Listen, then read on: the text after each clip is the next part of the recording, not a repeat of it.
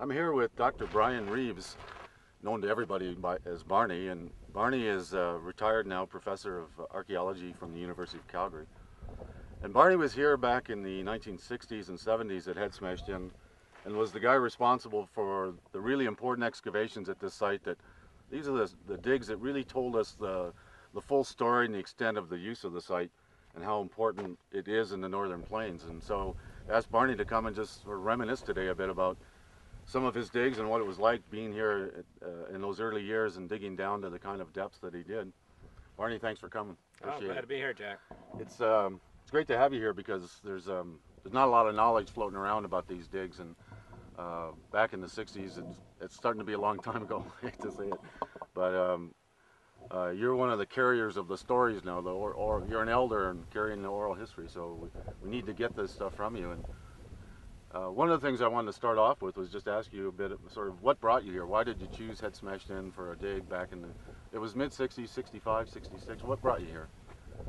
Well, the first time I came to this buffalo jump was in 1947, because I grew up in Waterton Park, and everybody used to come over here from Pincher Creek and collect arrowheads in the fall. And so I came over with my grandmother back then. And then I went on and did various degrees and ended up being in archaeology. And back in the 50s, nobody ever dug for arrowheads, because there was no thought that the Indians had been here for any time at all until they got the horse.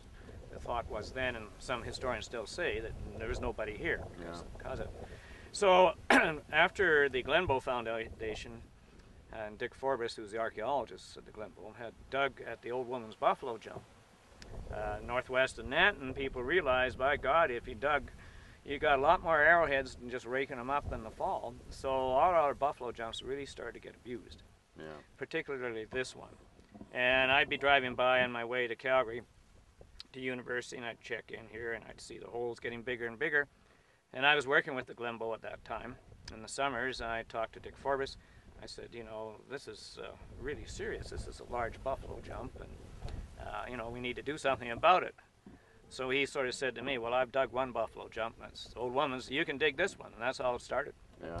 Basically, it was what we called salvage archaeology back then. We wanted to know, you know, a record of how old it was, what cultures used it, before all the surface deposits were totally destroyed. And this was essentially looked like a minefield right here where we're sitting. I remember reading that it was just cratered with these bits people had dug. And they'd dig down, you know, around 8-10 feet, and that'd be about as deep as they'd go. But that's still that's amazingly deep for amateurs. Yeah. You would come out here, would you actually see like shovels and screens, and did you ever catch people here digging? Well, when we were working here in 65 and 66, Mr. Calderwood, who owned the land at that time, had given us permission. But we had to throw people off all the time. Did you? We had collectors from Medicine Hat and Swift Current and Turner Valley, you know, as well as the local folks. So they came from all over. Coming, and one time we had to get the RCMP out. I remember one Sunday in late June, we had to get those guys on site because it was a group from Great Falls, and by God, they weren't leaving until they got their arrowheads. So.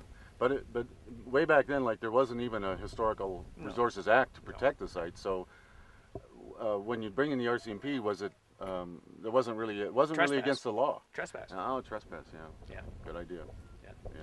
So it was interesting in that sense, and at the same time, the Fort Macleod Historical Society, who I knew a number of the founding members of it, they were entering in this as a tourist attraction. Yeah.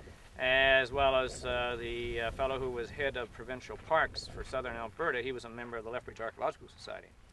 So it was through that initiative of parks and the Historic Society that they convinced Mr. Calderwood eventually to, you know, give 12 acres of the cliffside to the province of Alberta, and it was administered by provincial parks at that time. Yeah. And then had some protection. Yeah.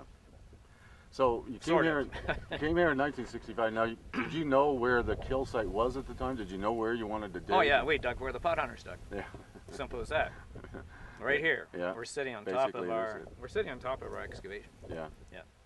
Which, if I recall correctly, it's capped with a layer of timbers, so could cave in at any time on us. There's still an open hole down there, I believe. Still an open hole. Yeah. Yeah.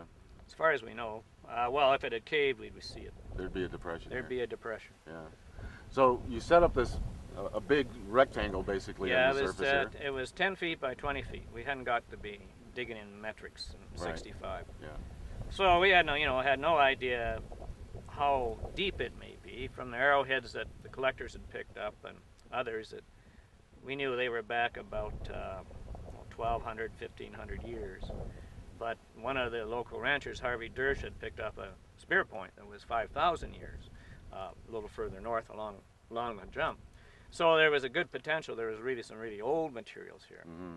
And we knew that the old woman's buffalo jump, it went back to about 2,800 years ago. So it was a pretty good guess we'd get back that far here. Yeah. And they'd gotten down about 18 feet total. Yeah. There. So you had good reason to believe there was deeper Yeah. and older material here, but you didn't know how deep these pits were going to go when you started them at the top. And isn't that's an issue as you excavate, because you have to keep kind of stepping it in to get ladders and access, and so as you went down, the area that you can actually excavate tends to diminish. Well, back then we didn't do it like that. Workman's compensation would have thrown us right out. we can tell the story now. Yeah, we had big timbers. We used 12 by 12s, and we shored it, vertically with plywood to keep the walls up. And because this stuff is so hard, that failing an earthquake, it's not liable to fall down. Yeah. Or a massive event of some kind. But basically, we got down about 10 feet, and we'd spent, we'd already been here a month and a half, and we decided that we had better reduce it. So we cut it from 10 by 20 to 10 by 10. And then we got down, and then we hit a huge rock fall, which we really hadn't expected.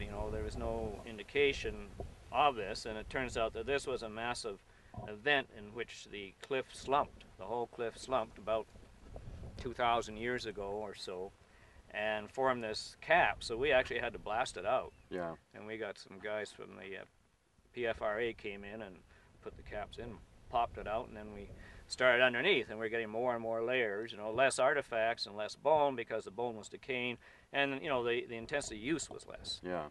Back 2,500, 3,000 years ago.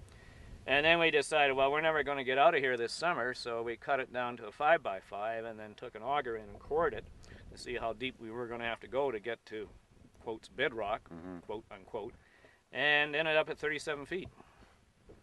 A staggering depth. Yeah, and based on, we were fortunate enough to recover a couple of points, and we also got the radiocarbon dates, and we were back 5,000 plus years. Yeah. Yeah, which was really surprising. Yeah, yeah.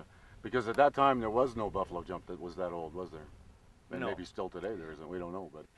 No, and the idea was that, of course, this was the time of the altothermal, the great drought, when the plains were abandoned once again, and there was no buffalo. So how could anybody be here driving buffaloes over cliffs when they couldn't be?